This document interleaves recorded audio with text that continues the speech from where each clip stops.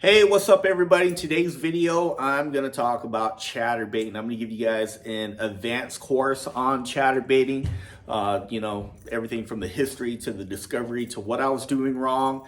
Chatterbaiting is one of those things that I think more people do wrong than correctly, and I'll get into it in a little bit here. So over the years, fished with a lot of people, and particularly chatterbaiting through grass. Most people that I fish with do not properly fish a chatterbait in grass. Now, there's a lot of different ways to throw a chatterbait. You can, there's lakes out here during the winter time. You would actually drag a chatterbait or hop it on the bottom. But overall, I'm going to talk specifically about chatterbaiting in the grass. And it all starts out with having the right rod, the right line, the right reel, and fishing it the right way. So in order for chatterbaiting to work in grass, you want to have a rod, okay? And most people, this is where they go wrong. They don't select the right rod. So starting off with the rod, you want a rod that isn't too soft, isn't too stiff.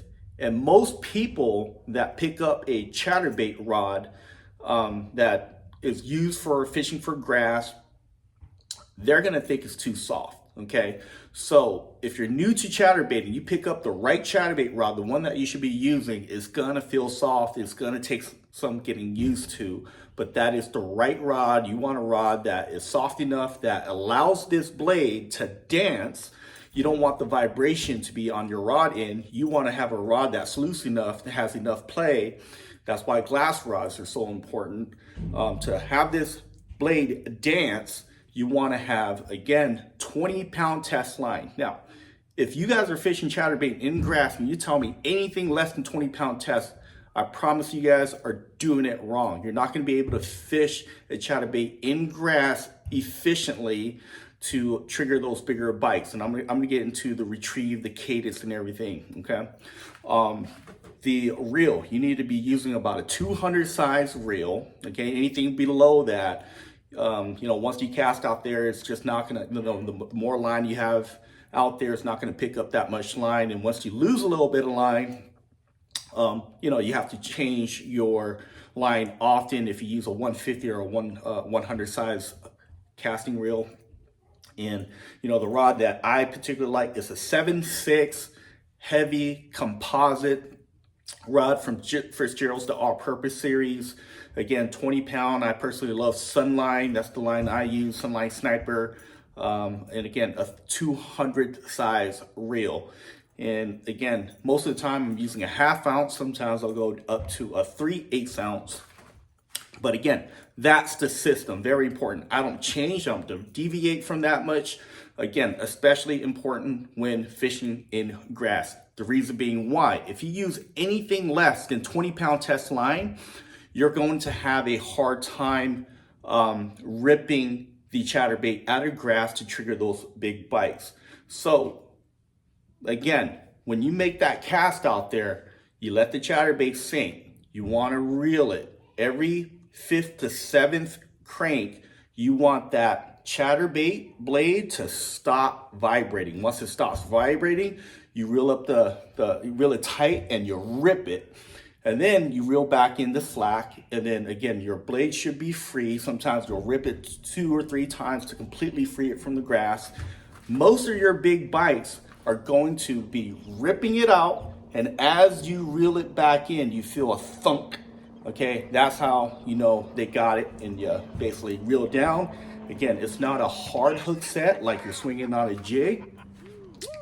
You should just reel down to it where it loads up and sweep the rod. That's the correct way and mechanics to fish a chatterbait. When your chatterbait swimming through the water, you have to understand it's not swimming with the blade in front. The blade is in the back like this. So that's how it's gonna vibrate, with the blade in the back. When a fish comes up and grabs the chatterbait, it's gonna come up, grab it, fold that blade, and then if you have too stiff of a rod, when you yank on it, that blade is gonna pop up and the chatterbait's gonna bounce out of the fish's mouth. That's why you want a rod that's parabolic. You want a rod that has a lot of backbone. You want a rod that's gonna load up as you sweep the rod to tug this hook into the fish, therefore hooking the fish before the blade pops out of it. So again, most people that I see, their biggest mistake, there's something wrong with their system. Either their rod is too stiff, you know, a lot of guys will just pick up their spinnerbait rod. That is the complete wrong rod to throw. And the reel, you know, 6:3 to 1 gear ratio's reel is perfect for me, especially with a 200 size reel. If you're using 100 or 150, you might want to move up to a 7:3 to 1 reel to pick up a little bit more line at the end of your cast. But again, that's my particular system that I refined through over the years. And I throw a chatterbait everywhere. Now, are there other instances where I change and deviate from that system? Yeah. Fishing out here in our desert lakes, we don't have a lot of grass. There's only a select few lakes that you can, you know, do this technique where you're ripping the chatterbait out of the grass. You know, some of our lakes, you know, just has wood and stuff like that. Again, heavy wood, I'll still use 20, but in clear water fisheries like Havasu, Mojave, I'll go down to 16-pound test line. So it's either 16 when I'm not fishing grass, super clear water, and then I'll go up to 20-pound fluorocarbon. Now you want to use fluorocarbon, don't want braid. Again, you want a rod with this system. What you're able to do is you reel it into the grass. When you rip it, the rod is gonna, it's a parabolic rod. You want that chatterbait to boomerang and shoot out of the grass, and that's gonna trigger the biggest bites. But anyway, if you guys have any questions, comment below. That's pretty much my master session on chatterbait fishing.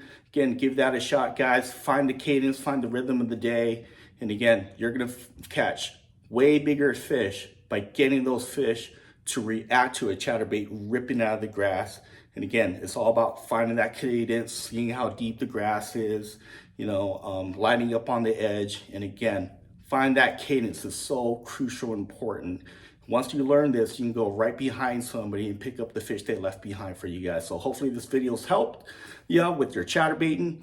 Save this video, share it with a friend, and hey, thank you for following along. I'll continue to post these videos and kind of share tips that will help you catch more fish. I'll catch you guys later.